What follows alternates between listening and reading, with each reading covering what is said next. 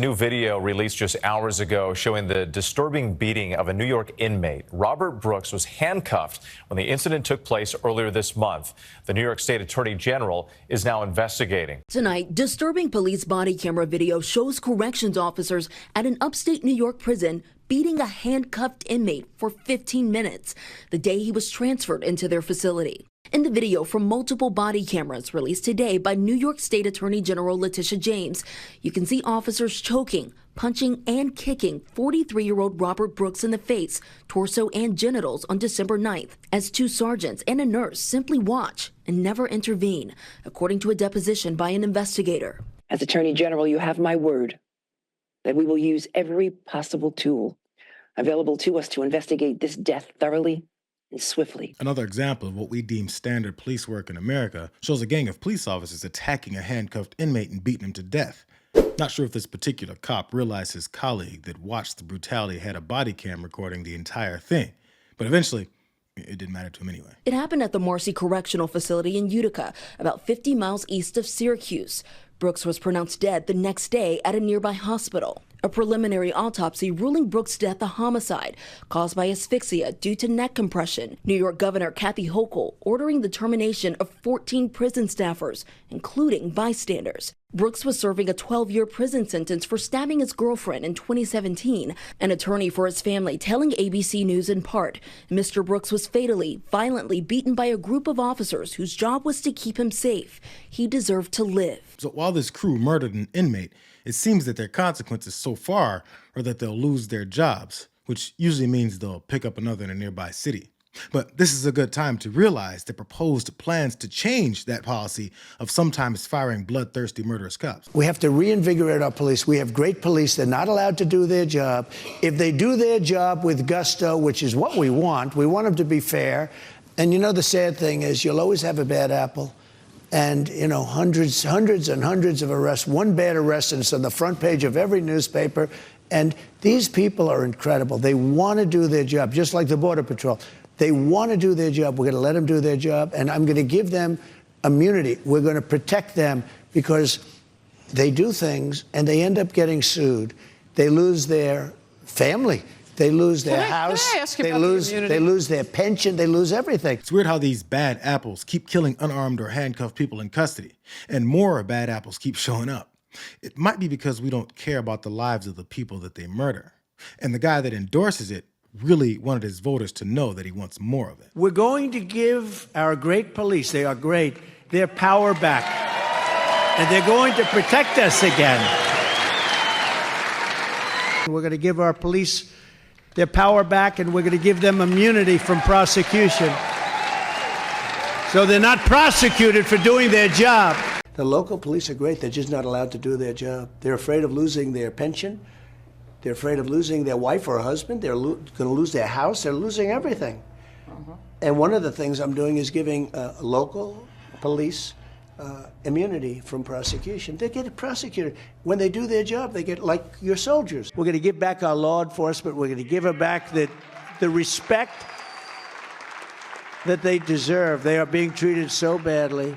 If they do something that's harsh to stop a crime, they end up losing their pension, they end up losing their job, they end up losing their family and their home. And I'm giving immunity to police all over the country for that. I mean, we have some police forces where they make you go out and get a lawyer to defend yourself. They won't defend you. You have to hire your own lawyer. He has such a blanket conclusion for cops always being the good guys and the people that they attack always being the bad guys. So much so that his plans of granting immunity would stretch to the obvious cases where his heroes kill people sleeping in their beds after breaking down doors of houses that they're unfamiliar with, or going after their weapons when responding to the wrong person experiencing a mental health crisis.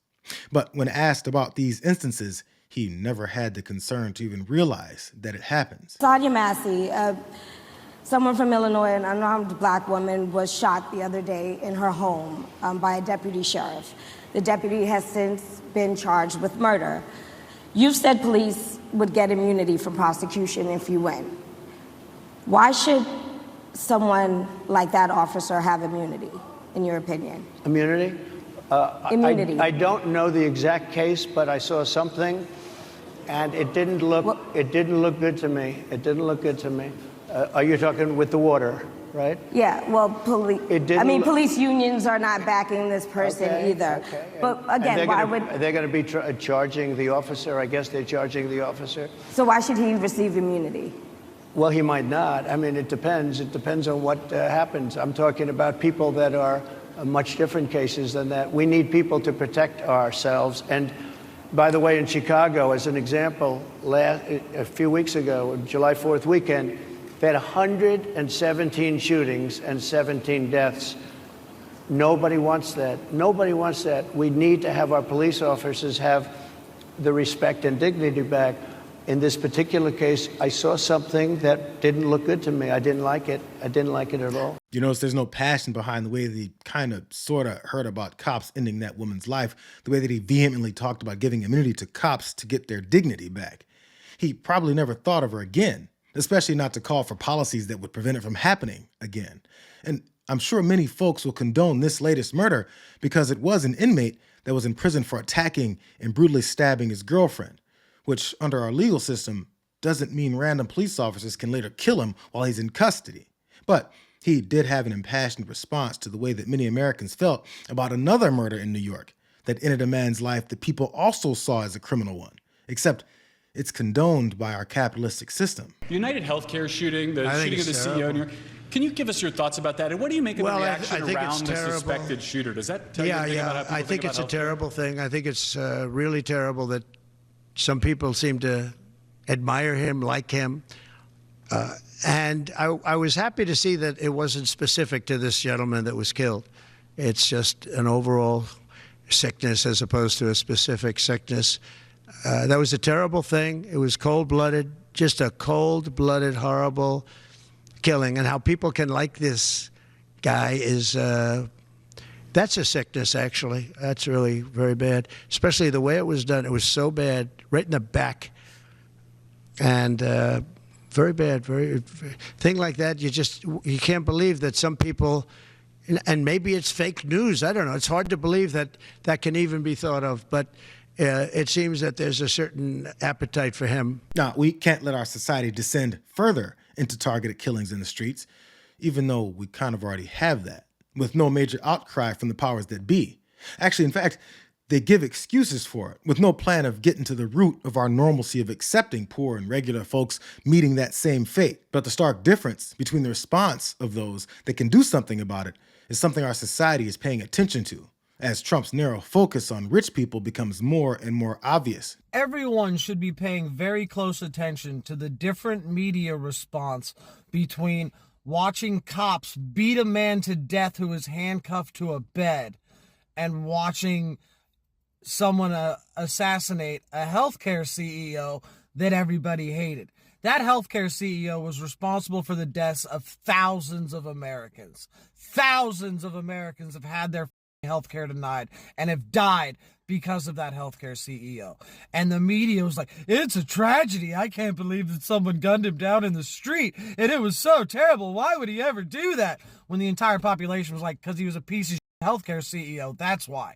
But then that same media will watch the cops beat a man to death who is handcuffed. And what does the media say? Well, what did he do to get arrested? What did he do to make the cops so angry? That's not the question. The question is, why aren't all of those cops in prison right now already? How come there's not a manhunt for them?